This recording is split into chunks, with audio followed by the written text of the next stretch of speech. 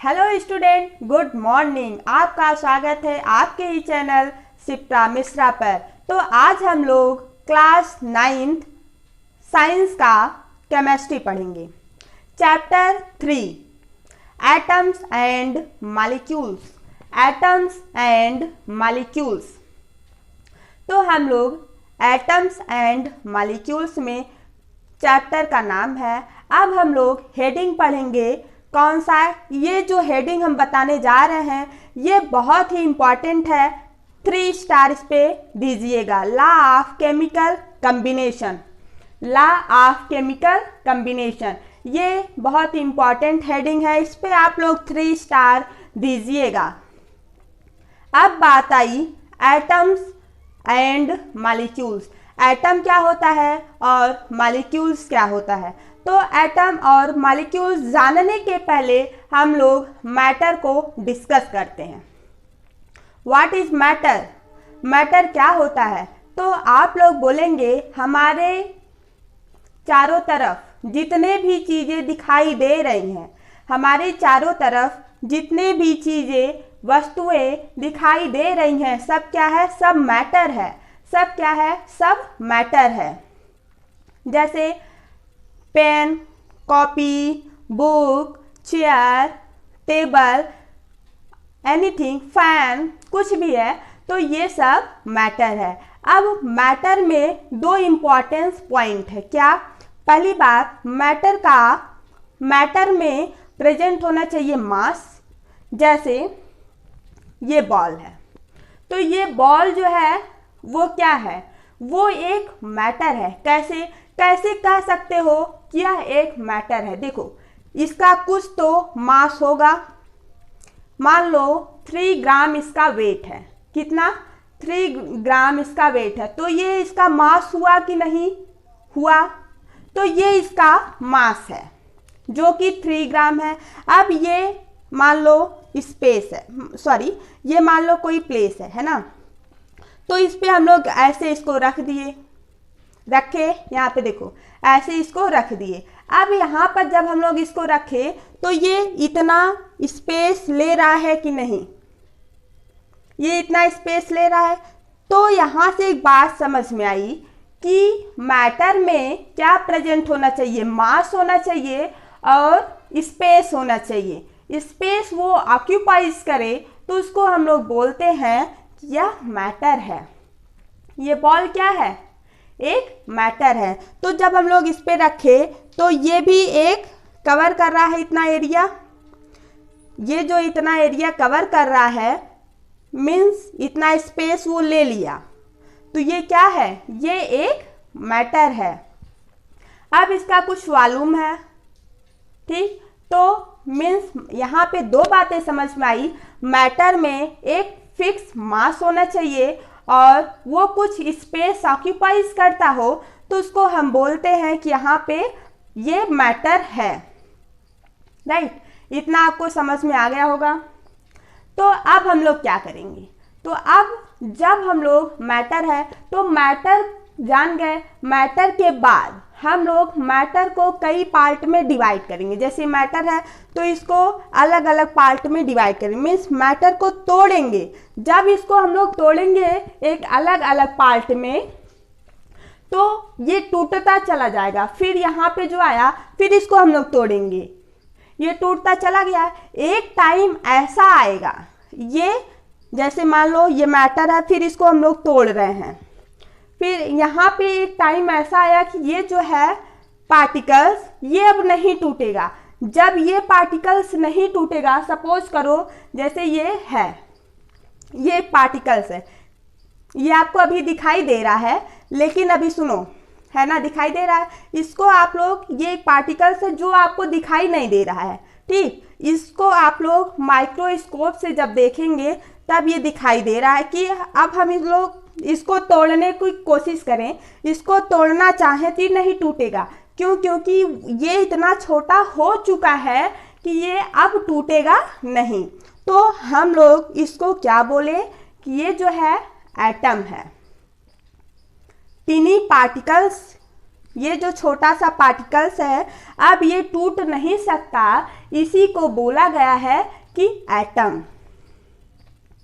अब बात ये आई कि एटम, एक एटम से मिलकर ही क्या मैटर बना है? बिल्कुल नहीं, नहीं, एक एटम से मिलकर के मैटर कभी नहीं बन सकता। कई एटम जब मिलेंगे तो वहाँ पे एटम बनेगा। जैसे अब आता है एटम, एटम तो आप लोग समझ गए, एटम जो होता है हम लोग उसको माइक्रोस्कोप से देखेंगे। तो अब से हमारा ये क्या हो गया है? एटम, जो कि हमको दिखाई नहीं दे रहा है, इसको हम लोग माइक्रोस्कोप से देखेंगे, बट अभी दिखाई दे रहा है ना, तो ये अभी छोटा है, ये मैटर एटम है। तो अब हम लोग एटम समझ गए हैं। अब हम लोग क्या जानेंगे? Molecules. What is molecules? Molecules क्या होता है? देखो, जैसे ये एटम है, एक एटम और ये दूसरा एटम है।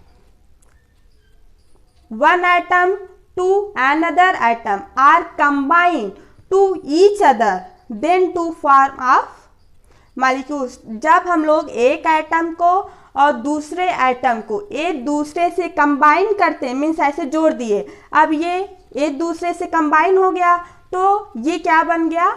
मॉलिक्यूल्स बन गया। अब इसको हम लोग बोलेंगे कि यह मॉलिक्यूल्स है। जैसे यहाँ पर हाइड्रोजन को ले लेते हैं। हाइड्रोजन क्या है? हाइड्रोजन एक एटम है। हाइड्रोजन क्या है? हाइड्रोजन एक एटम है। जैसे यहाँ पे हाइड्रोजन को ले लिया जाए, हाइड्रोजन क्या है? हाइड्रोजन एक एटम है। तो यहाँ पे एक हाइड्रोजन और हम लोग दो हाइड्रोजन को लेंगे, एक फर्स्ट हाइड्रोजन और सेकेंड हाइड्रोजन। जब दोनों हाइड्रोजन को हम लोग एक दूसरे से रिएक्शन करवाएंगे, देखो एक हाइड्रोजन के एटॉमिक नंबर कितना होता है? 1 हाइड्रोजन है तो उसका एटॉमिक नंबर कितना होगा? 1 होगा। उसके आउटर मोस्ट शेल में कितना इलेक्ट्रॉन होगा? 1 होगा। ये जो दूसरा वाला हाइड्रोजन है उसके भी आउटर मोस्ट शेल में 1 इलेक्ट्रॉन होगा। तो 1 इलेक्ट्रॉन इसके में है, 1 इलेक्ट्रॉन इसके में है, दोनों में 1 1 है ना।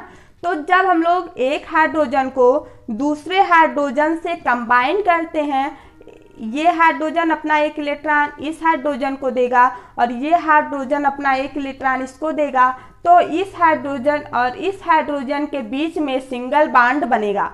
ये जो सिंगल बॉन्ड बनता है इसको हम लोग बोलते हैं कि सैचुरेटेड है।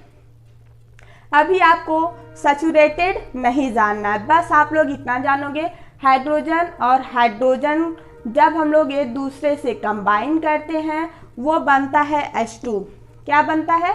H2 बनता है। वो जो H2 आया, अभी तो हम लोग हाइड्रोजन जाने, हाइड्रोजन एक एटम है। जब जैसे ही ये एक दूसरे को कंबाइन करके H2 बना, H2 गैस होता है, H2 बना, तो यहाँ पर H2 जो है वो मॉलिक्यूल्स हो गया। क्या हो गया? मॉलिक्यूल्स हो गया। H2 यहाँ पर मॉलिक्यूल्स हो गया। तो ये आपको समझ में आ गया होगा। अब हम लोग दूसरा एग्जाम्पल लेते हैं, जैसे ऑक्सीजन। ऑक्सीजन को कितने इलेक्ट्रॉन की ज़रूरत पड़ती है? 2। तो हम लोग 2 ऑक्सीजन लेते हैं, ठीक। फर्स्ट ऑक्सीजन और second oxygen. Outermost shell में कितने इलेक्ट्रॉन रहते हैं ऑक्सीजन के? 6, और इसमें भी 6 ही रहेंगे क्योंकि दोनों सेम है। तो ये जो ऑक्सीजन है और ये ऑक्सीजन है, तो इसके बीच में कौन सा बॉन्ड बनेगा? सिंगल या डबल? तो डबल बॉन्ड बनेगा। O2 और O2 के बीच में डबल बॉन्ड बनेगा, क्योंकि एक इलेक्ट्रॉन ये उस ऑक्सीजन को देगा और वो वाला ऑक्सीजन एक इलेक्ट्रॉन इस ऑक्सीजन को देगा। Means first oxygen second oxygen को देगा एक इलेक्ट्रॉन, फिर इन दोनों के बीच में डबल बॉन्ड बनेगा। जब इन दोनों के बीच में डबल बॉन्ड बनता है तो हम लोग यहाँ पर बोलेंगे यह अनसैचुरेटेड है। अनसैचुरेटेड अभी आप लोग थोड़ा थोड़ा जानते रहिए, क्लास 10th में जब आप लोग जाएंगे तो इसके बारे में एक्सप्लेन, पूरा फुल एक्सप्लेन पढ़ेंगे। क्या होता है कितने टाइप का होता है, ठीक है। तो अभी आप लोग इतना जानिए। अब आता है O2। जब ये एक दूसरे से रिएक्ट कर दिया तो इसका प्रोडक्ट क्या बना, O2 बना। क्या बना, O2 बना। O2 बना तो ये O2 जो बना वो एटम है या मॉलिक्यूल्स है, बोलो। ऑक्सीजन जब था तब तो ये एटम था, जैसे ही O2 होगा, जैसे ही O2 होगा वैसे ही क्या हो जाएगा, मॉलिक्यूल्स हो जाएगा। क्या हो जाएगा, मॉलिक्यूल्स हो जाएगा। तो आप लोगों को मॉलिक्यूल्स समझ में आ गया होगा, है ना। अब हम लोग जानेंगे टॉपिक। अब जैसे सुनो एक बात और, मॉलिक्यूल्स जब कई ढेर सारे मॉलिक्यूल्स को मिला करके एक बहुत बड़ा मॉलिक्यूल्स, एक बहुत बड़ा सब्सटेंस बन जाए तो उसी को हम लोग क्या बोलते हैं कि यह मैटर है। उसी को हम लोग क्या बोलते हैं कि यह मैटर है। तो मैटर आपको समझ में आ गया, एटम समझ में आ गया और मॉलिक्यूल समझ में आ गया। अब हम लोग देखेंगे क्या टॉपिक क्या है, लॉ ऑफ केमिकल कॉम्बिनेशन, ये टॉपिक है।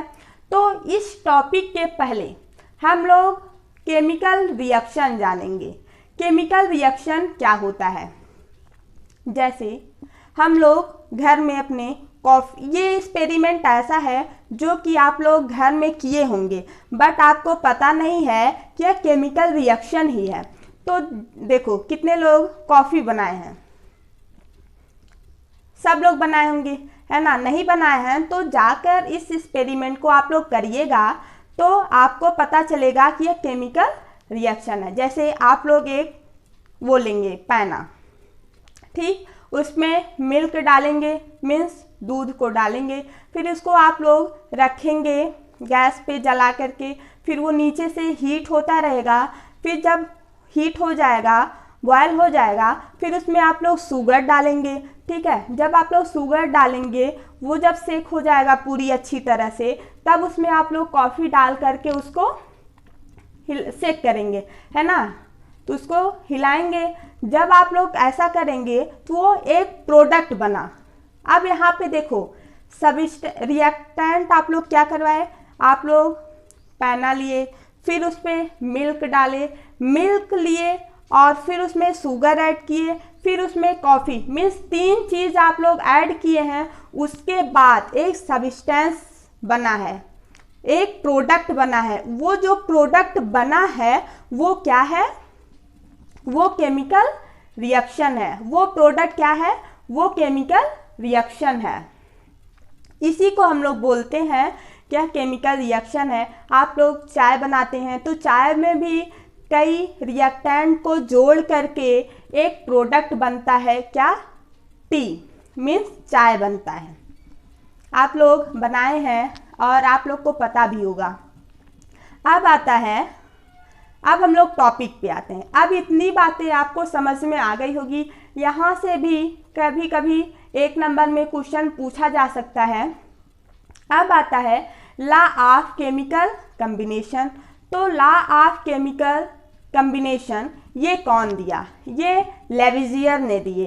कब दिए थे, 1774 में दिए थे। कब दिए थे, 1774 में दिए थे, है ना। ये इतनी बातें आपको समझ में आ गई। अब हम लोग देखेंगे लॉ ऑफ केमिकल कॉम्बिनेशन क्या है। तो मास can neither be created nor be destroy in a chemical reaction. न तो मास को तोड़ा जा सकता है और न ही मास को बनाया जा सकता है, ठीक है। अब यहाँ पे और कुछ इम्पॉर्टेंट पॉइंट आता है, जैसे mass of reactant is equal to the mass of product. जितना मास ऑफ रिएक्टेंट का होगा उतना ही मास ऑफ प्रोडक्ट का होगा। तभी हम लोग बोलेंगे यह जो है लॉ ऑफ केमिकल कॉम्बिनेशन को फॉलो कर रहा है। लॉ ऑफ केमिकल कॉम्बिनेशन को फॉलो कब करेगा, जब जितना रिएक्टेंट का मास होगा और जो प्रोडक्ट तैयार हुआ उसका मास जब सेम आएगा दोनों का मास जब भी सेम आएगा तो वहीं पर उसी को हम लोग बोलेंगे यह लॉ ऑफ केमिकल कॉम्बिनेशन को फॉलो कर रहा है।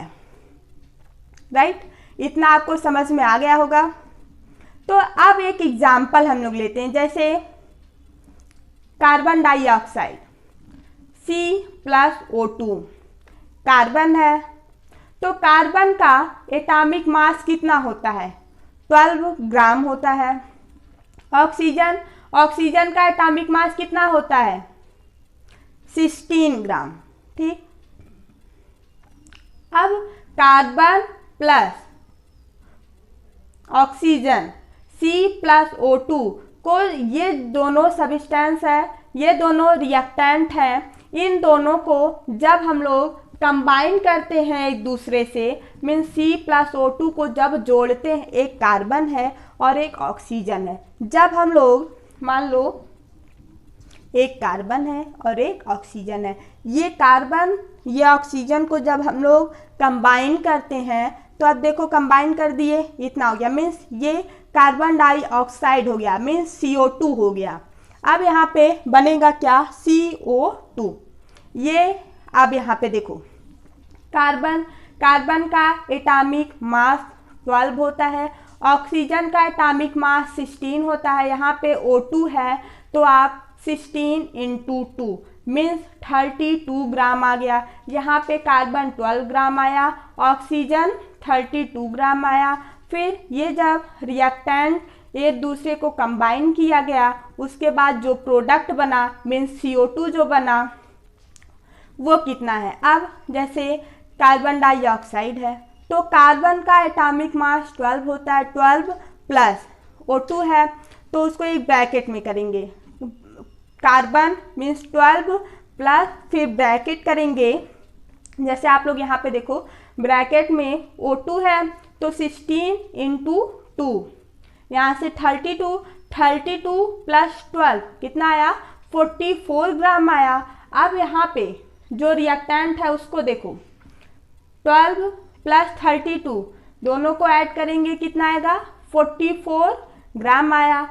अब रिएक्टेंट भी 44 ग्राम आ रहा है और प्रोडक्ट भी 44 ग्राम आ रहा है, दोनों 44 ग्राम आ रहे हैं, तो आप यहाँ पे बोल सकते हो यह जो है लॉ ऑफ केमिकल कॉम्बिनेशन को फॉलो कर रहा है।